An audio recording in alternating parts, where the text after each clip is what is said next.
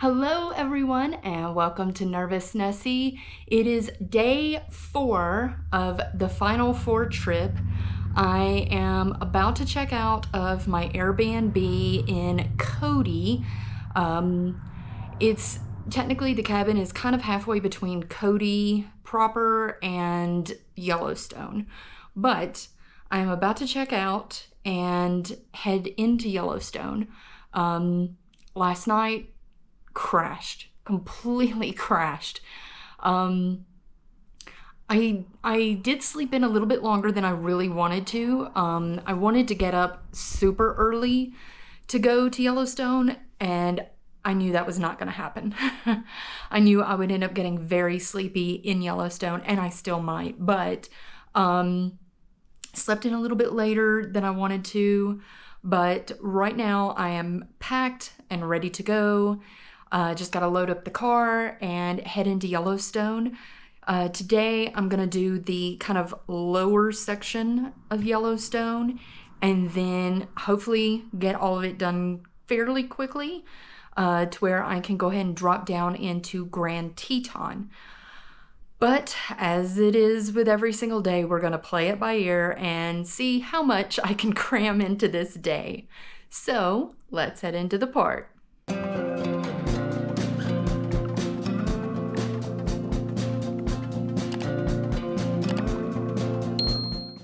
I did want to shoot a very quick video to show you guys the view from this Airbnb in case you want to stay at this Airbnb.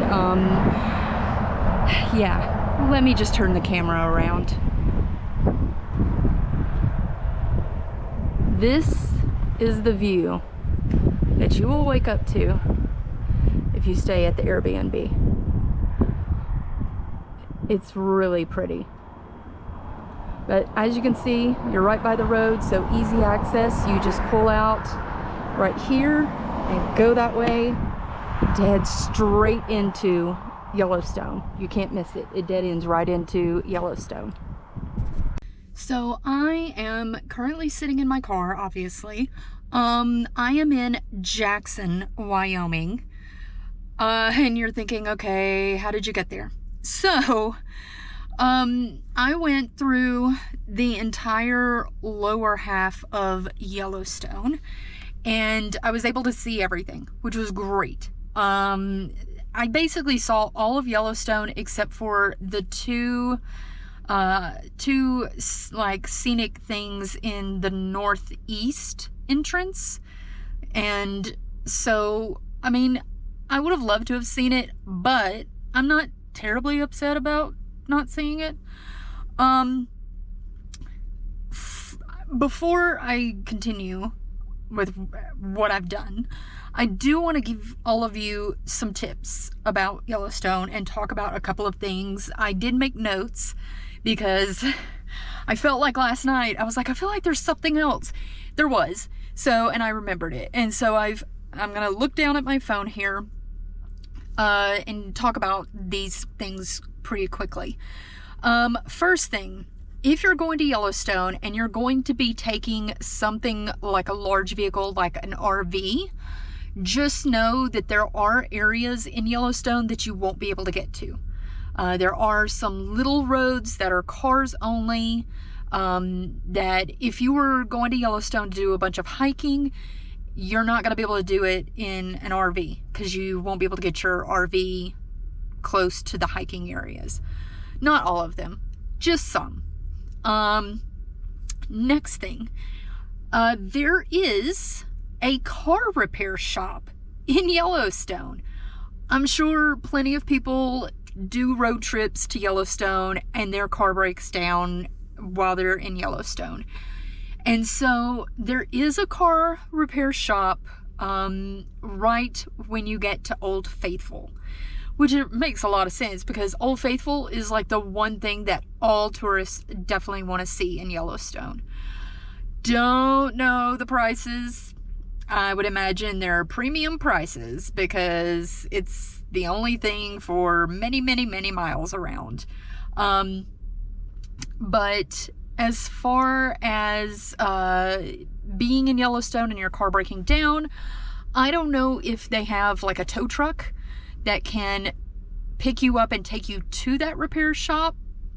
Maybe worth noting if you happen to go there, but just know there is a repair shop. Second thing, and it kind of is a common sense thing, but if you don't think about it, then you're not gonna think about it. If you are adverse to certain smells, there are smells in Yellowstone. It is primarily a sulfur smell because it is, technically Yellowstone is a volcano. And so there are certain key areas that have an extremely heavy sulfur smell. And if you don't know what sulfur smells like, it basically smells like rotten eggs. So the Grand Prismatic Spring has it.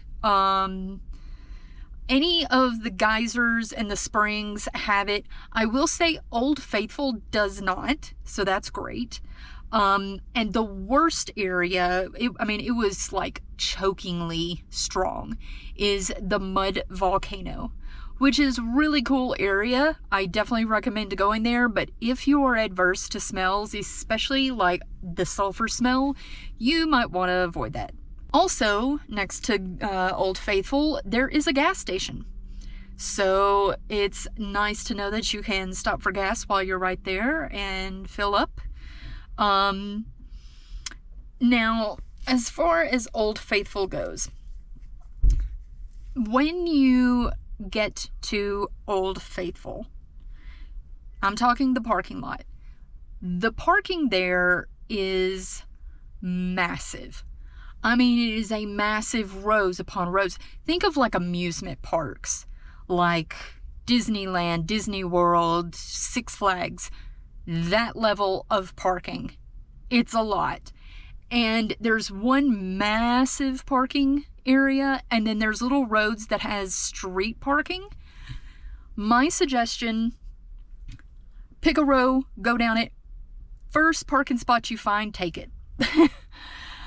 Because it fills up fast. And then people don't leave.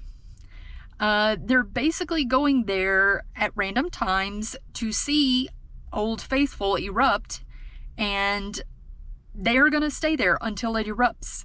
So find a parking spot, take it. Doesn't matter. Now, if you do have issues with walking long distance, maybe have somebody drop you off, or I don't know. But just know that parking fills up really, really fast. And don't try to be strategic and go, well, I'm going to park in this area to get out first. No, you're not. There is no good area to park to get out. I will say, now once it was over with, I got back to my car probably quicker than most because I'm a very fast walker. But I did deal with my GoPro stuff. My clip that I have in the windshield so that I can record, it didn't break. It just kind of fell apart. And I was trying to fix it. So I was in my car for a good 5 to 10 minutes trying to fix it. And then I started to leave. I got out pretty quick. So don't think that, oh, well, we're just going to hang around for forever and wait for traffic to die down. Traffic gets out pretty quickly. Now, keep in mind that like the things that are around Old Faithful, everyone's leaving and going straight to them. So that leads me to my next point. The next like tourist thing that you're going to want to see right next to Yellowstone. Now, if you go one way, you have the Thumb Basin geyser. I don't know, something like that. But the other way, which seemed like everyone was going that way, is the Grand Prismatic Spring. It's horrible. Horrible. I got beyond lucky. As you're going on the loop, when you leave Old Faithful, you'll see up ahead there is a sign, and it's a little turn lane that holds maybe 5 cars, max, maybe. And this turn lane gets you into the parking lot. The parking lot is small, considering how popular it is. And you're having to turn left and cross traffic. I sat there for forever just to be able to go. Then, once you go, you immediately stop because everyone is waiting for someone to leave before they even move forward. So before people really get into the parking lot, they stop, they wait, and they look for somebody to leave, and then they pull forward and take the parking spot. Because if you miss a spot, then you're going to have to come out and start all over again. I got very lucky and was the last car in the turn lane. Had to wait for a little bit for everybody to keep pulling forward to get into the parking spots. There was a car in front of me just sitting there, and then there was a car about 2 or 3 car lengths in front of them sitting and waiting. And I'm like, nobody's going past them. So what I did, because it's basically a loop in the parking lot, just one big loop. You go in, parking, and you come back out. So what I did is I drove past those 2 parked cars that were waiting on people to pull out and went to the back side of the parking lot. Because I'm like, surely there are people that are leaving from those parking spots and nobody's watching for those parking spots to become free. Sure enough, I go over there, instant parking spot. So if you're going in, just know that is a possibility. But what I would recommend is, well, a couple of things. Number one, as you're coming up to it, there is parking on the side of the road. I would take the parking on the side of the road, hands down. And you are going to have a fairly long walk to get there, but it's going to save you in time and gas from just sitting and waiting. Now, if you want to do the parking lot deal, do what try to do what I did and, wait till there's 1 or 2 cars in front of you and then drive around to the backside. Just know, again, that you may not have a parking spot, but if you do, then when you pull out, turn right to go back the way that you came, and there's still the street parking or the side of the street parking. The other option, if you're wanting to do the parking lot, is it does say if the turn lane is full, keep going straight. Don't block traffic, because you will block traffic if you're not in the turn lane. So you can go straight, go a little ways, turn around, and come back, and now you're turning right into the parking lot instead of turning left. So if you're going to do the parking lot, that's the quickest way to get in to the parking lot, and then park on the back side, which means you've got to kind of drive around the people that are waiting for other cars to pull out. But it's just, they need to do something. They need more parking in that area. Let me see what else. The other thing I wanted to mention about Yellowstone is wheelchair accessibility. Now, there is wheelchair accessibility everywhere you go, but just know you're probably going to be on some kind of like wooden boardwalk that you're walking, like a pathway to get to whatever it is. They all seem to have that. Not all of them are smooth. There were some loose boards. It's very uneven.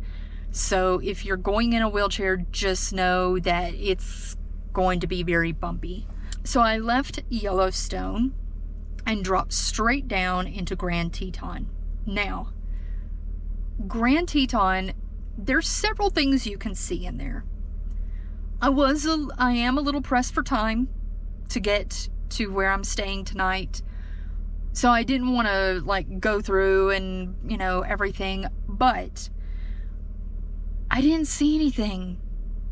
It's mostly lakes and mountains. Like, if you're coming to Grand Teton and Yellowstone, just know it's better to go to Grand Teton first and check out what's there, and then go to Yellowstone. Because once you've seen everything in Yellowstone, which will blow your mind, Grand Teton's kind of boring.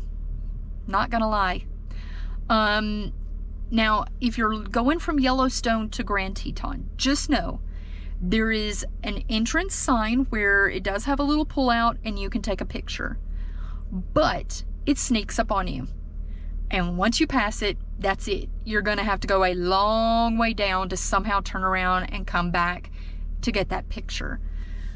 Which is what I did. I didn't turn around. I missed it just sneaks right up on you. There's no, warning that the sign is coming up and that this particular pullout is for the sign. Once you've passed the entrance to the pullout, that's when you realize it. So, what I did, I just basically drove straight through Grand Teton. There was really nothing to look at. Some mountains, some pretty lakes, got some pictures of that, but I went all the way through it. Now, once you think you are through Grand Teton and you're done, and you end up onto the highway, I think it's Highway 191, I think. Once you end up on that highway, you think you're done. Nope. There is more Grand Teton. And you'll notice it because of the wooden signs that say such and such pull out or whatever. And it can sneak up on you, but there is a sign as you're leaving the south entrance. And it's well after the little booth where the parking, or where you have to pay to get in. But on the left side of the road, as you're leaving Grand Teton, the south end, there is a sign that says Grand Teton. I saw it and drove past it and realized what it was. I was able to pull off on this tiny little road and make a U-turn and come back, and it doesn't look like it until you get right at it. But there is a little parking lot there. So you can pull into the parking lot, get out, and take your picture with the Grand Teton sign. There are a couple of restaurants within the park. I tried to go to this one pizza restaurant, and I walked in and the line was insane. So, there's not much in Grand Teton. I didn't even get to go to a visitor place, like a visitor center. By the time I found one, which was at the lower end, it was already closed. So, what else? If you're coming from Yellowstone into Grand Teton, there is no, place for you to pay to get in. So I guess they assume, you probably paid to get into Yellowstone, so you're good. Now, when you start to leave, then you have to go through one of the ranger stands. It was had it shut and said, keep driving. It literally said, keep driving. So I didn't have to show my pass to get into it. I'm sure if you go from the south north, you do have to stop at the station there, and show it there. But I would think if you're going from the south to the north, once you hit Yellowstone, you don't have to pay again to get in. Which is nice, a one-time kind of pay for both parks. So yeah, that's kind of what I did. I've drove a little further south. I'm now in Jackson, which is a cute, quaint little, kind of town, city. Everything that I saw online was do not stay in Jackson. Now, there is Jackson and there's Jackson Hole. Two totally different towns, cities, whatever you want to call it. Two different. Jackson, Jackson Hole. And everything I saw online was don't stay in either one of them because it is very, very expensive. Now, when I finally got cell service, and let me tell you, I've not had cell service like all day today. I did have cell service in the northern part. It was spotty, but in the northern part of Yellowstone, I had like no cell service in the bottom part. And then I had to get way down into Grand Teton before I got service. And I was like, I've got to find a place to stay tonight. And I don't want to stay in Jackson or whatever. So, but I checked. And I checked for Marriott and for Hilton for Jackson. It was like $800, $900 a night. I'll sleep in the car before I pay that for a hotel. So I ended up getting onto Airbnb and found an Airbnb in Etna. I gotta make sure this is the right place. Let me see, where's this? Yeah, Etna. ETNA, Etna, Wyoming. It's basically a room in someone's house, which I don't mind. I've done that before, and it's worked out great. Now, I let them know I'll be a little late. I mean, it's still technically sunlight, and I don't have too much further to drive to get there. But the price was like $100. Compared to everywhere else around all the cities and towns below Grand Teton, that was a steal. I was like, yes, I will take a bedroom. I mean, I'm just going to go in and sleep and, you know, take a shower. Not much to it. But with that being said, this is going to be my sort of final video for the night, because I don't want to like have them hear me talking on the, you know, like I'm talking to myself. That'd be weird. I will try to shoot a video in the bedroom I'm staying in and the bathroom. I probably won't be talking, but what I'll do is I will like do a voiceover. It'll be a separate video where I do a review, but I'll do a voiceover to kind of, you know, explain what I'm showing you whenever I shoot the video.